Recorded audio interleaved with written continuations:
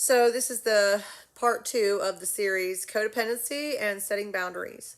And this is referring to people in addiction. So I want to make it known, and it's in the description, the website that is available through Celebrate Recovery. And you can use this website even if you don't do Celebrate Recovery, if you do NA or AA, or even if you don't do any of those things. I know that sometimes AA and NA meetings, depending on the people who are running those meetings in the area, can be very judgmental against people who are in programs like MAT. I am in MAT. I have been on Suboxone for 7 years. I was on 16 milligrams and I am now down to 4 milligrams, and I'm about to come off of it, and I'm not afraid of the withdrawal. I know it's going to hurt, but I'm okay. I refuse to go back to drugs, and I'm so happy that I'm in that mindset. I decided to embrace pain, and that is why I'm so brave to go ahead and do this and not worry about what type of withdrawal I'm going to have, because I can prepare and I can I'm trying to get in to see another doctor. I have plenty of medicine right now because I have tapered down so far over time. My doctor was like, just do what you do, and that way if you have anything left and you decide to taper on down, you'll have plenty. So, I'm doing good. Anyway, a lot of NA meetings, they don't consider that recovery, which is crazy because now I'm a stable human being who doesn't break the law, who doesn't have bad habits. And it was because of the MAP program that I was able to develop those healthy habits, because the MAP program, buprenorphine, it saturates your brain with dopamine. When you do drugs burn out the dopamine in your brain, so it only makes sense that you need dopamine. Having that dopamine therapy can help you feel better. You won't have cravings and you'll be able to think. And it's just putting your withdrawal off. You're going to have to go through the withdrawal, but it gives you time to get into a better mindset to handle the withdrawal. That's why Matt is awesome. And I used to do methadone. I personally, I thought it worked for me, but it didn't. Now I know it worked for some people. I've seen people on methadone for 10 years and then come down off of it and never use again. And it can happen. Everybody's different. But I wanted to speak on the Celebrate Recovery because I had looked up Celebrate Recovery downloadable pamphlets, and I found a site that you can download, print, whatever, these pamphlets, and they have so many topics, not just addiction. They have all types of addiction topics. It's just workbooks that you can print out at home or save as a screenshot on your phone and put together something for yourself to help you get sober or stay sober, or help you come out of behaviors that can cause addiction. Now, the codependency stuff, they have a section just for codependency, and then they have a section for dysfunctional families. I highly, highly recommend that even if you think you weren't in a dysfunctional family, that you read that, because it will resonate with you if you are someone who has been caught up in addiction. It might even resonate with some people who have never been addicted to anything. But it talks about the first step to breaking codependency is denial. Breaking that denial. Realizing that you have a problem. Your addiction came from somewhere. Yes, it came from you dabbling in things you shouldn't have, or maybe a doctor prescribing too much medicine and then just bringing you off with no therapy or counseling or comfort meds. It can stem from many things, but the root of it stems in the family. And if you didn't have family, that also is a part of it. So understand, it's how you're brought up. Now, I'm not saying that how you're brought up is going to determine whether you use drugs. How you're brought up is going to determine whether you can cope with the problems that life hands you. So, when I started my journey, learning about codependency, learning about placing boundaries, y'all, let me tell you, boundaries are big. Even if you are not an addict, please hear me. Please hear me. Boundaries are huge. And when you start placing boundaries, anybody who was benefiting from you having none will be so loud. They will be the loudest ones in the room. So you need to recognize that. Start researching how to place healthy boundaries. Start researching codependency. And please go to the site that I've provided below. I no longer attend Celebrate Recovery meetings because honestly, I like doing the work myself. I never had a sponsor, nothing like that. I have been asked to sponsor people, but I'm going to be honest with you. I sponsored one girl and it only lasted 2 weeks, because she was not willing to do the work. Every time she was bored, she wanted to use. And I don't mind answering the phone for everybody, but I can't answer the phone every hour on the hour. I have a life too. And she's my neighbor, one of my neighbors. And, I made suggestions, but, if you people have to want it. They have to want it. You know, and maybe I'm not fit to be a sponsor for somebody right now because, I'm still working on me. But I hope that one day I can be effective in that area. I just don't think I can be right now. I get it, not everybody wants it, and you still need to work with them, but I'm not going to run somebody down that doesn't want to be helped, because I have been that person that was chased down. That doesn't mean I won't reach out and check on you, but people have to learn on their own. Codependency, like I said, it stems in the family, and please revert to my previous video if you haven't seen that one. But boundaries, we have to put them in place. I will give you an example. A young man is raised in a home. He's raised in a home where his father has passed away, but his mother is still living. They were addicts. The mother is sober and has been for several years. The grandmother and grandfather raised this boy. Now, they're a little nervous about letting him visit his mother when he turns 18, who lives across the country. But they are also afraid to drive over bridges, to fly on a plane. They wouldn't even let this child play any contact sports or any sports of any kind because of fear of something bad happening to this child. He was so sheltered. Finally, the grandfather passed, the father passed. The uncle has taken over care of that child because the grandmother was just going, she was getting in a place where she was keeping too many things in the house. It was getting hoarded. It was getting cluttered. This young man is an amazing student. And since he has moved in with his uncle, he has gotten more freedom. He makes straight A's in school. He does well for himself. He's a good kid. But they are very judgmental against his mother because she's so far away. They are afraid that if he leaves, he won't come back, that he'll want to move. That is codependency. There is another child by the same woman who lives across the country. There's another child who is 22 years old, and he wants to visit his mother. But his grandmother, who raised him, who has always been supportive of the mother if she was sober, has suddenly decided, well, now that you're 21 or over 21, if you go visit her, I will take away your phone, I will take away your car, and I will take away a place to live for you. That is codependency. That is not love. And these are real situations. These children, when they grow up, will they use these same tactics with their children? I don't understand how people can allow a child to believe that going out and exploring the world is not good for them. This earth was created by God for us to explore. Life was created for us to experience. And if it's meant for us to die, we're going to die. Nothing's going to stop that. Fear and worry teach a child that guilt gets attention. When you make a child feel guilty for wanting to go and explore and adventure life, especially when they've reached the age of 18 or 21, because you don't like a certain person, that is codependency, and it is also manipulation and narcissism.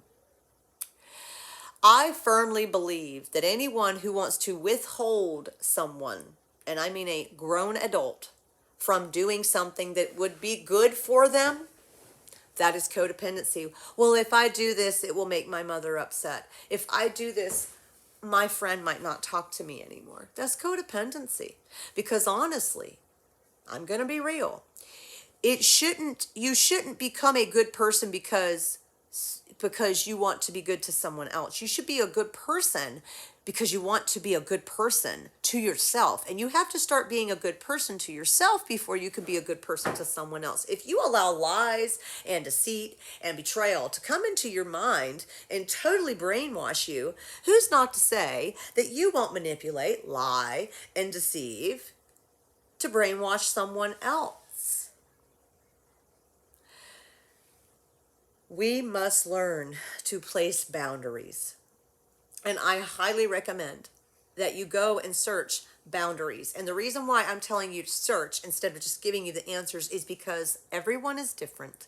Everyone has different boundaries. And I have found that going and reading this information for yourself is much better, because when you just hear it, it doesn't really get in there. But when you read it and speak it out loud and start writing them down and start putting them into practice, they take power in your life. No one wants to read. No one wants to look. They all want the work done for them. Well, my God, haven't we just become a lazy, sorry little people?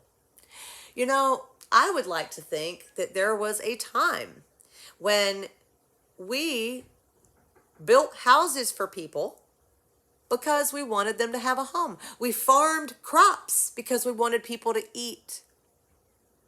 We cut hair because we wanted people to look pretty. We loved without condition. But now everything has a price. Well, I'll do this for you if you do this for me. You don't have to do anything for me. I would love to help you. And that's the way it should be. Now we have people that love to take advantage.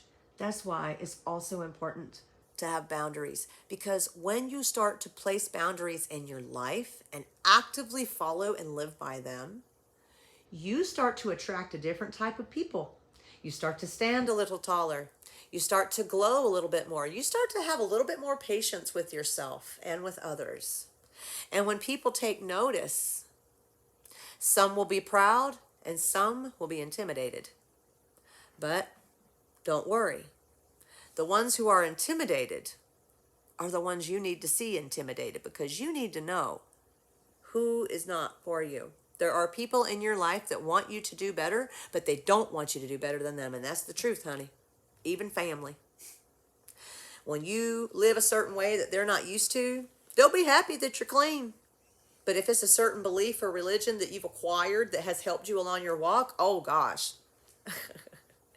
And it's a shame, because you try to speak truths to them, not trying to convert them to your beliefs, but like, listen, this is what I learned. This is what I applied. And this is the result. You know, they don't want to use that. And it's a shame. It really is, because if someone had the cure to cancer, everyone would listen. We have the cure to addiction. And it is God. It is the Spirit. You know, there are people who don't believe in God that have come through addiction, and that's just wonderful. I am not against anyone who believes or doesn't believe, because everyone has their own experience. This is your life to do as you please, to live as you please, to believe as you please, according to your beliefs. If you have no beliefs, you know, then I don't really know who you are, because I know that if someone believes in God, if they're truly living the way they're supposed to, it will show. And it will show through the way they love. It will show through the way they help. And it will show through the way that they don't give in to the offenses that are panhandled across media today. You can be that way. And, you know, it's just saying, God, I surrender my life to you. I am powerless over these addictions. I am powerless over these dysfunctions that have stemmed from my ancestors that knew not the effect they would have on the future generations. And I will even go as far as to show you a raku symbol. It's a lightning bolt. Raku. That will sever cords to all of that. When you begin to think about things like maybe the way you did your children when you were in your active addiction, or how your mother passed before you were able to spend more time with her sober, raku. And what it will do is it will refreshen the atmosphere, which will refreshen your mind. And it will either put it away for another day, or you will deal with it then. But I will tell you this, a phrase that you must say when these thoughts come, and if you can't think to remember raku, that's fine. But another option you have is, God, there is nothing I can do about this at this time. place it somewhere in my memory that I may come back to it when I have the solution. Why do we not talk to God like, I don't know, he is the creator of our mind, but he's the operator of everything as well, except us, because we have free will. Why are we not telling him, rearrange my brain to work the way it's supposed to? I surrender my brain to you. Do brain surgery on me, Lord. Seriously. I mean, it's just that simple. Heavenly Father, unwire everything in my mind that is keeping me from making connections spiritually that are great for my well-being. You must understand that you must give permission. God cannot do anything in your life without it. As much as you like to think that he knows everything going on in your brain, he does. But he wants to hear you confess and say, because words have power. The word grammar literally means grimoire. Go look it up. When it's translated in the Greek, it means grimoire. And then, or the Hebrew, I can't remember which one, but it's one of those. And then you have words. What do you do when you spell? You're spelling words when you write. You're spelling. Come on. God spoke it. He thought it, spoke it, and it was so. So start speaking these things that are not as though they were. And that can go with anyone. You don't have to be a believer in God to believe that, because that's actually physics. It's science. It's amazing, isn't it? We're so powerful and we don't even know, because we've been conditioned and manipulated to believe otherwise. Especially women. No offense, guys, but we have been. And I, for one, would like to know why. So, this is going to be the end of the part 2. And I am going to get together some notes for the part 3. I would like to go into what you can do, but I would really love for you to go yourself and look up this website that I'm going to provide in the description. And please, just, you will love it. When you go on the website, make sure, because it's going to show up as a page when you tap on whatever pamphlet you want to read. Codependency, dysfunctional families, gambling, there's all kinds of stuff. You will want to swipe and make sure that there's only one page, because there will be multiple pages for some pamphlets, and that one page isn't going to be, you'll see one, so swipe so you can see the other ones. If you have an iPhone, it will list how many pages are available.